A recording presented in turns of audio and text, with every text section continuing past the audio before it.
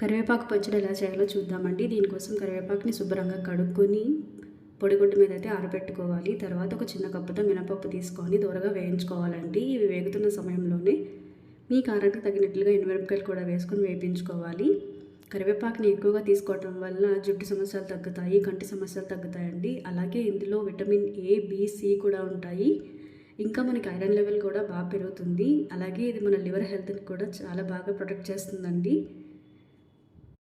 మినపప్పు, ఎండుమిరపకాయలు వేగిన తర్వాత పక్కన పెట్టుకొని ఒక బాండీలో కొద్దిగా నూనె వేసుకొని కరివేపాకు వేయించుకోవాలండి. ఎక్కువ వేగాల్సిన అవసరం లేదు, తడిపోయేదాకా వేగితే సరిపోతుంది. తర్వాత వీటన్నిటిని పొడిగొట్టుకోవాలి.